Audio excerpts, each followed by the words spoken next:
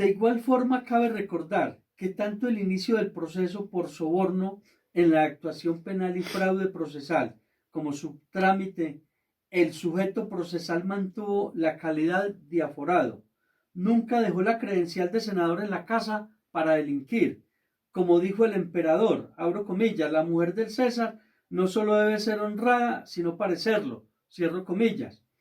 pues sus delitos del bloque metro fueron como gobernador y los falsos positivos y las chuzadas del DAS a la Corte Suprema como presidente de Colombia. Pero con el vacío jurídico premeditado a la justicia quedó que cuando terminan el mandato o renuncie cualquier aforado para que no los investigue la Corte, sino una justicia más laxa a su medida, casi que queda inmune automáticamente los delitos cometidos en ejercicio de sus funciones, quedando por encima de la justicia de una nación. Abro comillas. Para la muestra, un botón. Diego Fernando Murillo, alias Don Berna, denunció ante la Fiscalía al electo senador Álvaro Uribe Vélez el 8 de septiembre de 1992. Dijo que Uribe era colaborador de Pablo Escobar Gaviria, que lo ayudó en su reclusión en la catedral y que era ficha clave del cartel de Medellín. Cierro comillas. Pues han pasado 28 años sin que prospere esta denuncia tan delicada y muchas más. A este paso, su teflón de impunidad continuará, pues ya se deslumbró con su libertad por la Corte Suprema haber entregado el proceso a la Fiscalía, casi un derecho de igualdad con Santrich, que esta misma Corte le permitió salir de la cárcel para defenderse en libertad. A pesar de ser ciego, vio que era mejor fugarse. Ahora que el expresidente Uribe, que sí ve, podrá fugarse sin salir por la ventana trasera del ubérrimo, pero no necesita hacerlo, ya que la Fiscalía General de la Nación, representada por el fiscal Gabriel Jaimes,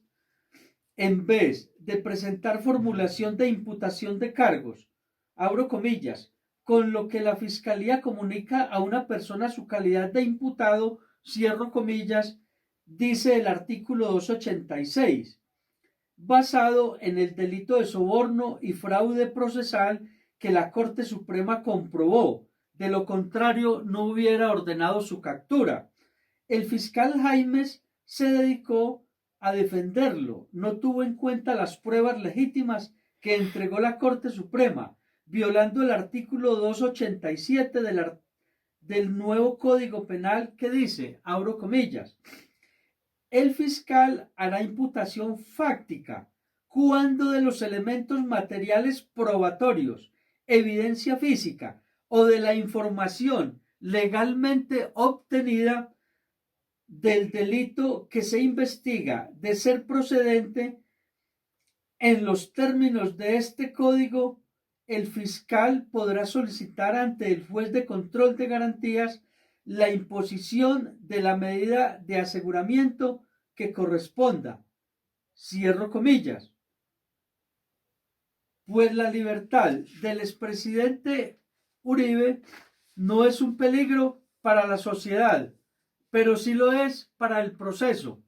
que no tuvo en cuenta el fiscal Jaimes, que se convirtió en su mayor defensor y mejor abogado que Granados, despotricando de la Corte Suprema como si fueran unos criminales para invalidar las pruebas que entregó y pedir la preclusión.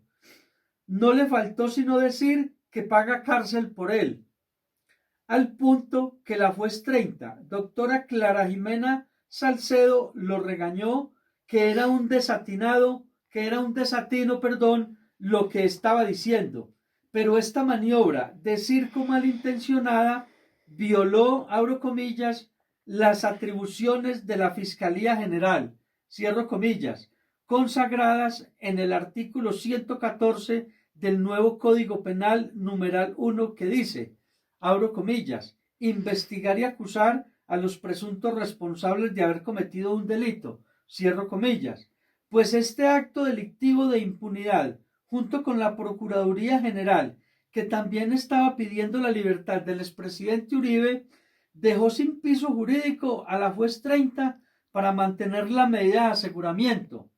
Comillas, sin desayunar, ya se sabe qué va a ser el almuerzo. Cierro comillas.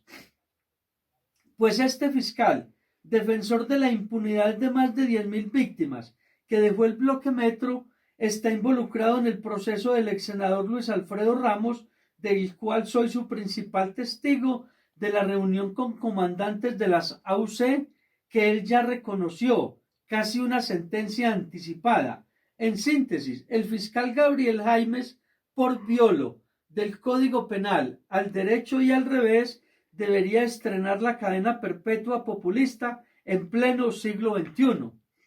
Con todos estos antecedentes, no me queda otra opción que recurrir a la Corte Penal Internacional, quedando la justicia de nuestro país en jaque mate. Si la Corte Constitucional, la guarda de la integridad y supremacía de la Constitución, no interviene de manera urgente en esta ruptura del Estado de Derecho jurídico que provocó la entrega de los procesos del expresidente Uribe a la Fiscalía, pues se prevaricó por acción y omisión, artículo 413 y 414 del nuevo Código Penal, Ley 599, que dicen, abro comillas, el servidor público que profiera resolución, dictamen o concepto